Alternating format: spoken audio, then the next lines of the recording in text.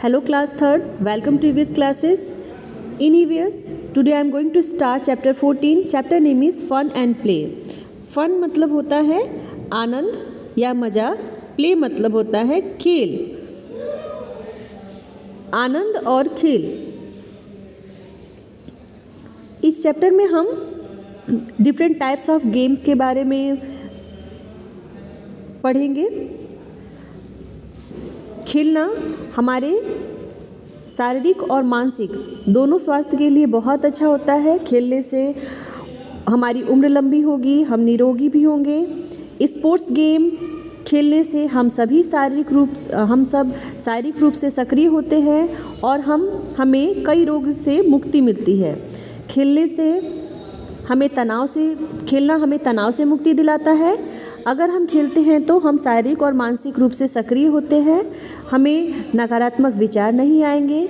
जब हम खेलते हैं तो शरीर में तनाव हार्मोन का स्तर कम होता है, एंडोर्फिन का निर्माण ज़्यादा होता है। एंडोर्फिन एक फील गुड हार्मोन है जो हमारे तनाव और अवसाद को कम करता है। इससे हम ज़्यादा रिलैक्स महसूस करते हैं। खेलने के दौरान बहुत ज़्यादा हम मेहनत करते हैं और यही मेहनत हमारी जो है चिंता से पीछा छुड़ाता है। खेलने से हमारी मांसपेशियां और हड्डियां भी मजबूत होती हैं। अगर हम कोई भी स्पोर्ट्स गेम 1 घंटा अगर खेलें तो इससे हमारी हड्डियों और मांसपेशियों के लिए काफ़ी अच्छा रहता है। मतलब खेलना हमें शारीरिक और मानसिक दोनों रूपों में स्वस्थ बनाता है। खेलने से हम शरीर से भी स्वस्थ होते हैं और मन से भी स्वस्थ होते हैं। हम तनाव रहित महसूस करते हैं। आइए पढ़ते हैं इस चैप्टर को। Have you heard the saying, all work and no play makes Jake a dull boy? Have you heard the saying? क्या आपने ऐसा कहते हुए कभी सुना है कि all work सभी काम and no play और एक भी खेल नहीं, काम और एक भी खेल नहीं, makes मतलब बनाता है, Jake मतलब एक स्फूर्ति वाले लड़के को डल बॉय मतलब एक डल बॉय बना देता है, एक सुस्त लड़का बना देता है। मतलब एक कोई भी ऐसा पर्सन जो काम करे और थोड़ा सा भी ना खेले या फिर थोड़ी सी भी अपनी मनोरंजन की कोई भी चीज़ अगर ना करे तो वो इंसान अगर वो खूब स्फूर्ति वाला है फिर भी वो धीरे धीरे सुस्त होता जाएगा। Both children and adult need to relax. Both children and adult, बच्चों को और यहाँ तक कि एडल्ट मतलब बड़े लोगों को भी नीड मतलब ज़रूरत होती है, टू रिलैक्स आराम की ज़रूरत होती है। After a hard days work, दिन के कठिन परिश्रम के बाद, चाहे वो बच्चा हो चाहे वो बड़ा व्यक्ति हो, सबको आराम की ज़रूरत होती है। Whether it is at school, चाहे वो स्कूल हो, चाहे वो ऑफिस हो या फिर घर हो, कहीं भी अगर हम ज़्यादा काम करते हैं तो उसके बाद हमें आराम की ज़रूरत होती है। The means by which we refresh our self, the means by which इसका मतलब है इसके द्वारा वी रिफ्रेश आवर सेल्फ, हम अपने आप को तरोताज़ा बनाते हैं। खेलने के द्वारा हम अपने आप को रिफ्रेश करते हैं, हम मन से अच्छा फील करते हैं। इज कॉल्ड रिक्रिएशन, इसी को हम कहते हैं रिक्रिएशन। रिक्रिएशन का हिंदी में हम कह सकते हैं मनोरंजन, इसी को मनोरंजन कहते हैं। जब हम खेलते हैं तो हम अपने आप को काफ़ी हल्का महसूस करते हैं, काफ़ी तरोताज़ा महसूस करते हैं, इसी को हम रिक्रिएशन कहते हैं। खेलना या फिर कोई भी ऐसी चीज़ करना जो हमें चाहे वो हम आराम कर लें थोड़ा या फिर अपने मनोरंजन का कोई चीज़ देख लें, जैसे टीवी देख लें, तो इससे हमारा रिक्रिएशन होता है, मनोरंजन होता है और हम रिफ्रेश महसूस करते हैं, तरोताज़ा महसूस करते हैं। For children one of the best way to relax is to play games. बच्चों के लिए रिलैक्स होने का काफ़ी पढ़ाई के बाद या बच्चों के लिए पढ़ाई भी एक हार्ड वर्क है। तो पढ़ाई के बाद बच्चों के लिए रिलैक्स होने का सबसे अच्छा तरीका जो है वो क्या है, प्ले गेम्स है, गेम्स को खेलना। देखिए यहाँ पे बच्चों के कुछ गेम्स यहाँ पे दिखाए गए हैं। कैच कैच आप देख रहे होंगे, जो है लड़की जो है बॉल को फेंक रही है, तो ये लड़का जो है उसको कैच कर रहा है। तो ये catch catch, 7 stones, hide and seek, लुका छुपी, हॉप स्कॉच, इसको इकरी दुकरी या इक्का दुक्का भी हम लोग बोलते हैं, ब्लाइंड्समैन बफ या इसको आँख मिचौली भी कहते हैं। तो ये सारे खेल, कुछ खेल बच्चों के दिए गए हैं। There are also traditional sports that probably even your grandparents might have played. There are also traditional sports. कुछ पारंपरिक खेल भी हैं। देखिए मैंने ट्रेडिशनल स्पोर्ट्स के बारे में बताया था वर्ड मीनिंग में आपको कि ट्रेडिशनल स्पोर्ट्स ऐसे स्पोर्ट्स होते हैं जो सदियों से खेले जा रहे हैं। आपके दादा दादी ने भी खेला होगा उस स्पोर्ट्स को, आपके पापा ने भी खेला होगा और आप भी खेलते होंगे। तो कुछ स्पोर्ट्स ऐसे हैं जो ट्रेडिशनल हैं, जैसे कि कबड्डी। कबड्डी एक ट्रेडिशनल स्पोर्ट्स है।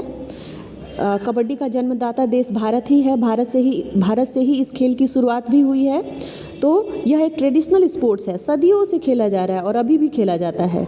इसी तरह से बहुत सारे ट्रेडिशनल स्पोर्ट्स हैं जो कि probably even your grand parents might have played. आपके दादा दादी भी उस खेल को संभवतः खेले होंगे। दीज आर, जैसे उसमें कौन कौन से हैं, देखिए यहाँ पे कुछ ट्रेडिशनल स्पोर्ट्स दिया गया है।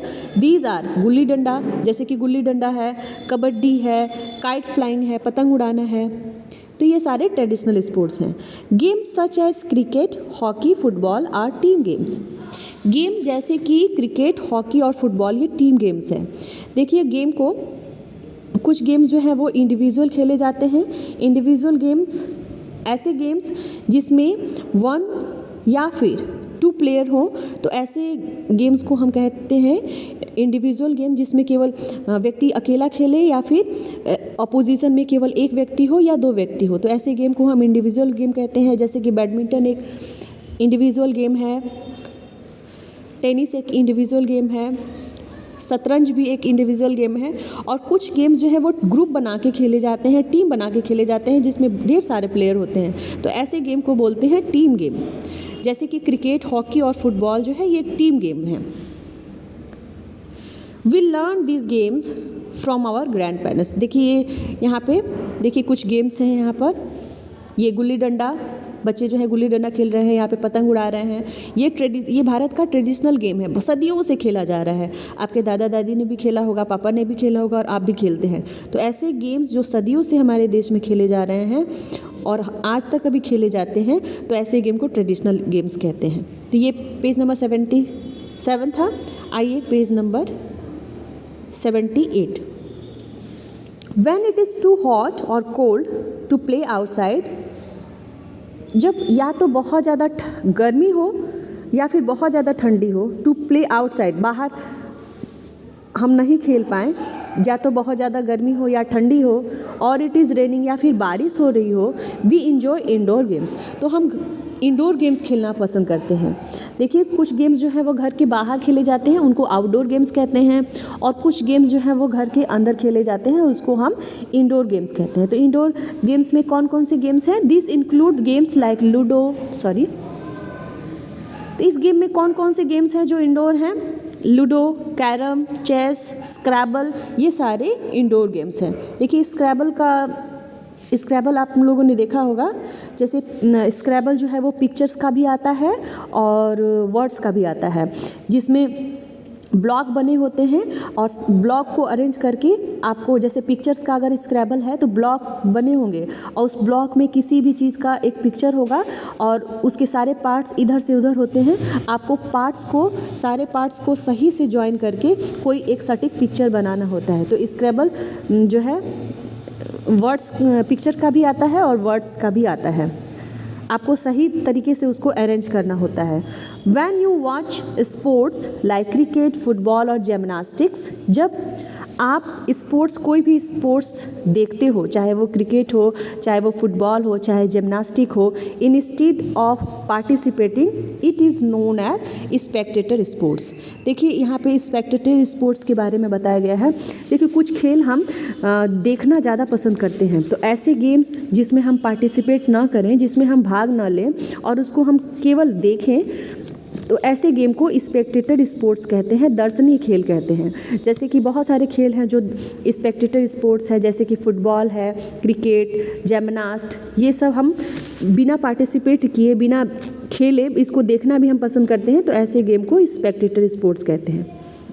भारत में देखिए बहुत सारे स्पेक्टेटर स्पोर्ट्स हैं जो कि ट्रेडिशनल भी हैं, जैसे कि केरला में होता है boat racing.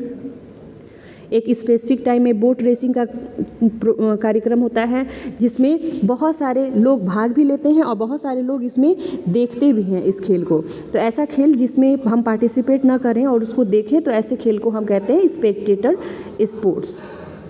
Cock fighting, bull fighting, ये सारे ट्रेडिशनल स्पोर्ट्स हैं भारत के, जो एक विशेष राज्यों में ये सारे खेल खेले सारे स्पोर्ट्स जो है वो दिखाए जाते हैं, तो लोग जो है इसको देखना पसंद करते हैं। तो ये सारे स्पेक्टेटर स्पोर्ट्स हैं। बुल फाइटिंग, दो बैलों को जो है लड़ा देंगे या फिर दो मुर्गों को आपस में लड़े और उसको देखेंगे कि कौन इसमें जीत रहा है, तो ये सारे स्पेक्टेटर स्पोर्ट्स हैं।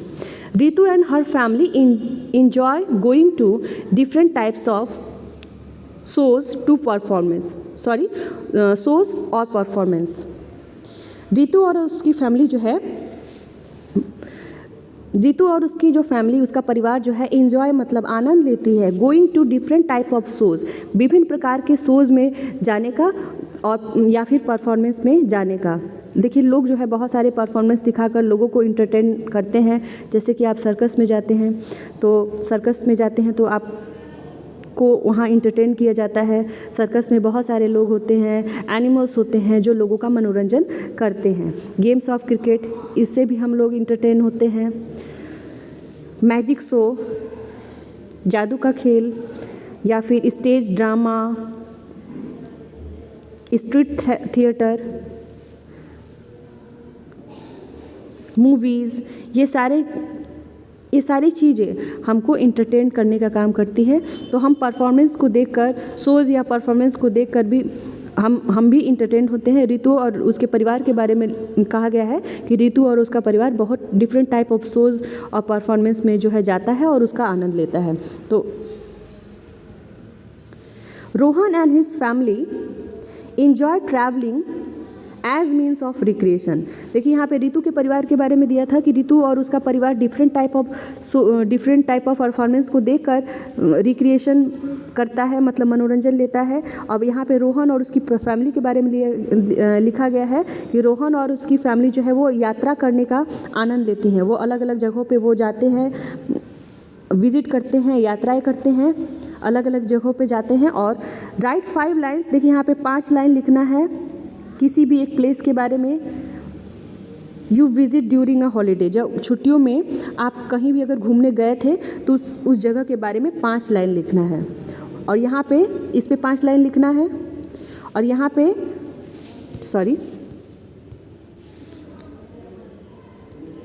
What show do you enjoy watching, कौन से शो आप देखना पसंद करते हैं, उसका क्रम से नाम लिखना है।